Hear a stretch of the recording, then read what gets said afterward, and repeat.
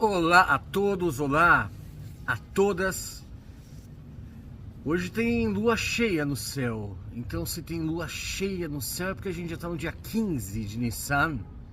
E se estamos no dia 15 de Nissan, daqui a pouco começa o primeiro Seder de Pesach, uma noite em que a gente se dedica principalmente a explicar para as crianças a importância da liberdade. Mas todo esse período de Pesach a gente reflete sobre a liberdade. A gente vê que muito da liberdade tem a ver com a nossa capacidade de conseguir conter os nossos impulsos.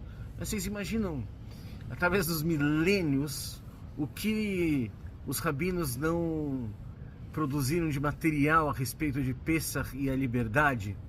Falando assim de uma maneira muito básica, a liberdade ela acontece em todas as dimensões em que o humano se expressa. Então, a liberdade de ir e vir, a liberdade física, a liberdade emocional, que também está ligada à nossa autoestima, a liberdade de pensar, a liberdade de se expressar, e assim por diante.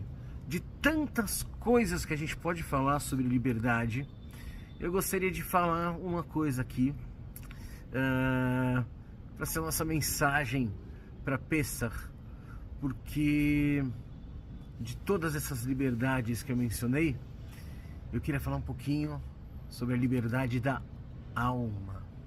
E para isso eu vou me valer de uma história que possivelmente vocês já me ouviram contar aqui, mas a gente sempre aprende alguma coisa nova. Aquela mulher que acordava no Shabat, ia conversar com o marido, olhava pela janela e falava: marido, eu vou te contar uma coisa, essa nossa vizinha, ela até que é gente boa, eu gosto dela, mas sabe, eu acho que ela não dá a mínima bola para higiene. Olha aqui através da nossa janela, olha o varal dela, ela pendura os lençóis dela ainda sujos, custava lavar antes de estender os lençóis. E no Shabat seguinte, a mesma coisa. Poxa, marido, sabe, essa nossa vizinha, ela é tão bacana, gente boa, mas poxa vida, essa mulher não tem higiene na casa dela? Olha como ela pendura os lençóis. E durante meses, todo o Shabat, a esposa reclamava pro marido sobre a vizinha. Até que num dia, a esposa acordou, foi dar um beijo no marido, olhou pela janela e falou: milagre! Que milagre! A vizinha finalmente resolveu lavar os lençóis. E o marido falou: não, meu amor, é que hoje eu acordei mais cedo e eu lavei a nossa janela.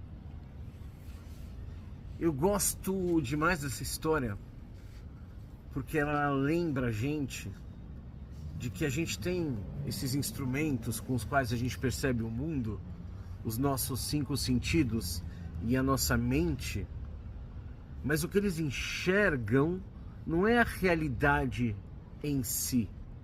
O que a gente enxerga é a nossa percepção da realidade. É mais ou menos dizer que tudo isso que eu estou vendo aqui ao meu redor não é exatamente isso. É como eu percebo isso. E o como eu percebo isso acontece somente dentro da minha cabeça. Mas eu acho que isso é a realidade. Vamos lá. O assunto que eu quero falar chama-se maná.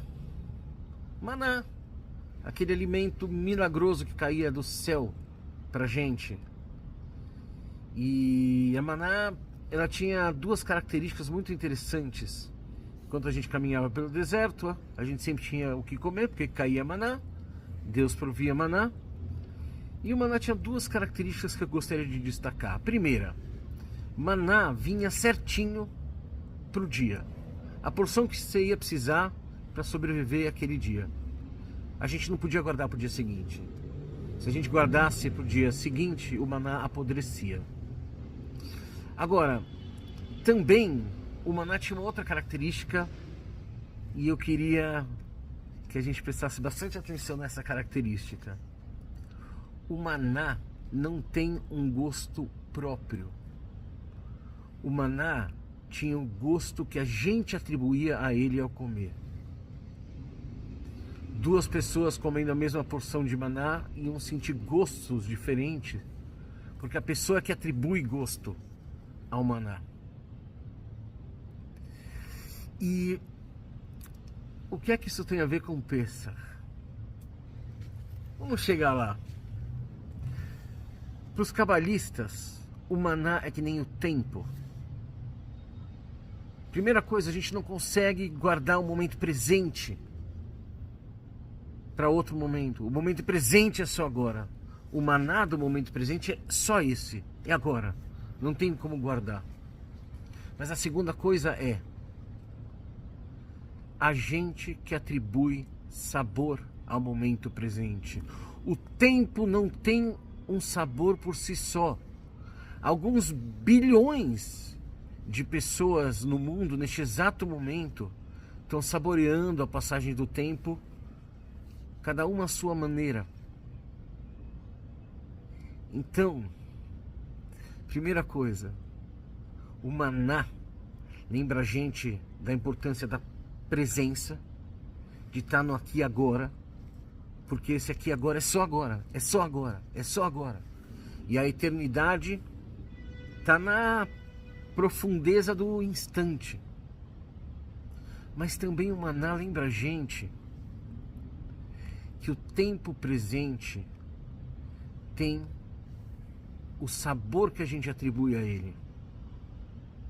Nós podemos estar juntos no mesmo lugar e no mesmo tempo, e mesmo assim temos apreciações completamente diferentes da situação. E isso faz parte do nosso livre-arbítrio. Portanto, isso é uma questão de liberdade. Se eu acordo triste, isso não significa que meu dia precisa ser triste. Eu tenho a liberdade de mudar. E agora, eu queria acrescentar, mas esse acréscimo ele é bem profundo. Então vamos tentar focar aqui, porque eu não acho que é tão fácil de compreender, mas vale muito a pena. Porque na verdade a maná, ela não representa apenas o tempo presente. A maná é a própria realidade, é o próprio mundo. Por quê? Porque aquilo que a gente percebe como realidade, na verdade, é uma projeção subjetiva da nossa mente no mundo. A gente projeta a nossa mente no mundo, ou seja, a gente lança um olhar, mas esse olhar vem através da mente, é um olhar que tem todos os seus vieses e condicionamentos. A gente projeta nosso olhar no mundo, a gente projeta a nossa mente no mundo, o que é necessariamente subjetivo, e a percepção disso aí é o que a gente vai chamar de realidade. Alguns cabalistas vão dizer que é como se saísse um raio do seu olho, ele refletisse no mundo fora e voltasse para você, e a partir disso que você percebe a realidade. Ou seja, você vai gostar da realidade quanto menor a diferença entre expectativa e a realidade como é. Mas vamos lá, o que nos importa em Pêssar, isso que eu estou falando? O que eu estou falando é que é num nível assim, até mais literal do que a gente imagina, que a gente vê fora o que a gente leva dentro. Tem pessoas que saem de casa já procurando uma briga, já procurando uma discussão. Elas talvez não saibam disso, pode ser inconsciente. E elas não sabem qual discussão vai ser, com quem vai ser, se vai ser com a família, com o trabalho, mas ela já está projetando isso. Só está esperando uma situação que encaixe com isso. Mas lembra, a nossa percepção da realidade é uma projeção da nossa mente. Ou seja, a realidade também funciona como um maná. Além da questão com o tempo presente, a gente não é vítima do mundo. A maneira como a gente percebe o mundo também é uma questão de livre-arbítrio. E se é uma questão de livre-arbítrio, é uma questão de liberdade.